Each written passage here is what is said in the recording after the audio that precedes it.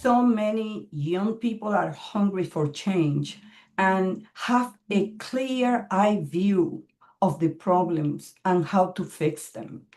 So that helped convince me that this was the right time to pass the torch. Welcome back to Inside City Hall. That was longtime Congresswoman Nydia Velazquez on this program last month, talking about her decision to retire ahead of next year's midterm elections. But the race to succeed Velazquez is quickly taking shape. And my next guest, Antonio Reynoso, was the first candidate to jump into the contest just last week. He is seeking to represent New York's 7th congressional district. There's a map of it there. It includes neighborhoods like Long Island City in Queens and stretches all the way out to Bushwick in Brooklyn. But the Brooklyn Borough President could potentially face an opponent backed by the growing Democratic Socialist movement. Antonio Reynoso joins us now to talk more about his campaign for Congress. Welcome back to the program. Good to see you. Happy to be here. We were just talking a few weeks ago, just barely a month ago, you got reelected to your second term. Why now run for the House of Representatives? First, Nydia, Congresswoman Velazquez has been a mentor to a ton of young elected progressives in the district and has really shaped her legacy in a meaningful way. And I consider myself a part of that legacy. And I want to be able to step up and continue the work that she's done in the community for Puerto Rico. And I think I can step up and do that. But also just, the city of New York is in the right hands and it's going in the right direction. We're fighting to ensure that affordability is like at the top of the line. All the headaches that we're getting as a city come exclusively from the federal government. And I think I want to be there. I want to fight. I want to make sure that we can address the issues that are impacting us, like abolishing ICE, taxing the rich, ensuring that we're funding safety nets and not genocide. And we're going to do that with health care for all and housing for all. And those are the things that I want to be able to tackle and continue to fight, not only on behalf of Nydia, but for the district. What do you take away from her? You say she was a mentor to you and to others. What are some of the lessons you learned from her?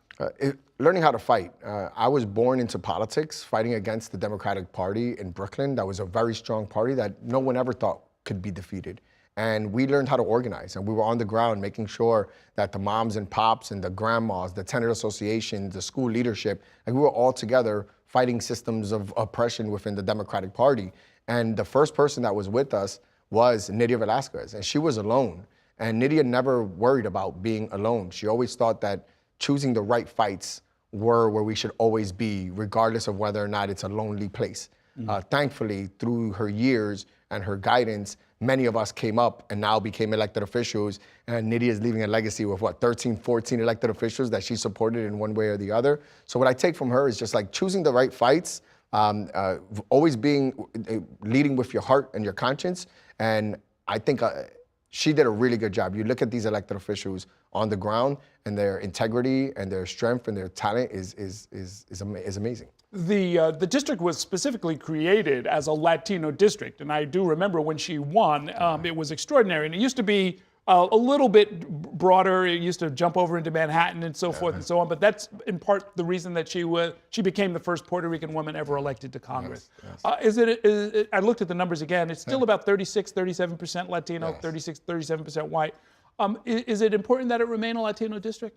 I think it is. I think the history of this district is deeply important. But I want to talk about Nydia Velazquez being the first Puerto Rican woman to get elected to that seat. And Puerto Rico doesn't have federal representation, but it has Nydia Velazquez. And I think that having someone that has gone through the experiences or understands how the diaspora and like how the island is affected in a deep way is important. And we need a representative that can speak to Puerto Rico on those issues. But also born and raised in that district. I was on welfare, food stamps, Section 8. There wasn't a government subsidy that existed that I didn't have to take advantage of so that I could be successful. Government worked for people.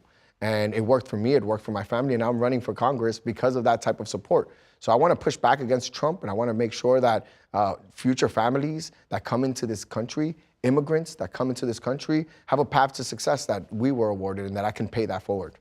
You told my colleague, Ayanna Harry, that you've had your meeting with the Democratic Socialists of America. How did that go? It went well. Look, I've worked with the Democratic Socialists in the past, and we're going to be working with the Democratic Socialists in the future.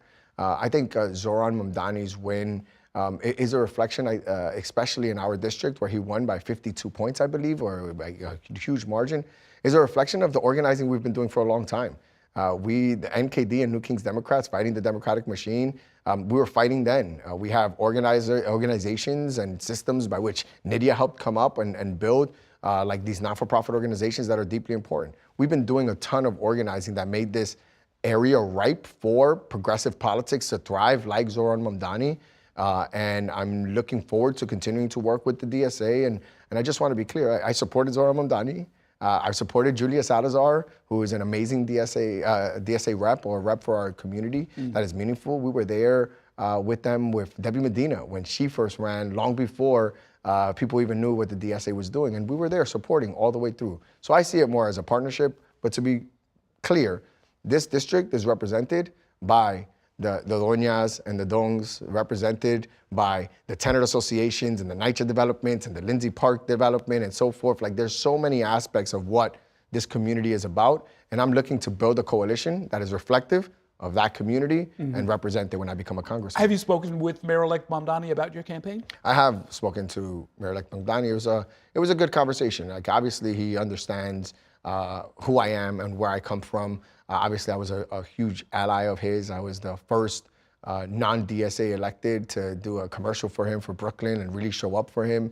And like I said, what I'm doing here is building a coalition that is respective of the entire district, respective of the long-term and new residents of the district, and I'm looking forward to being its congressman. Ultimately, have you talked to either Congresswoman Velazquez or anybody else about what it's like to split your time between Brooklyn and Washington, D.C.? Yeah, it's universally not fun. And, you know, I have a young family, but I talk about times when I was very young and thinking about my future and Congress and the representation as a Dominican American and what it would mean for the work that I can do for the folks on the ground, and it's deeply meaningful. So my family's all in, but I hear it's going to be quite the drag. Yeah, well, it's a serious commute. Yeah.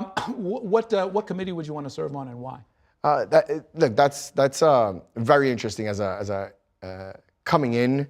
I think that the most pressing matter of New York City and our district is housing. And I would love to figure out a way to have some say in what we can be doing to make homes more affordable for all Americans, but specifically for this district. Section 8, like I said, is a federal government program that helped me achieve amazing things. And I want to make sure that I can focus on the housing front, not only as I did as a borough president, but eventually as a congressperson. Okay, we're going to leave it there for now. Best of luck on the campaign trail. We'll talk another time. Thank you so much, Aaron. Okay.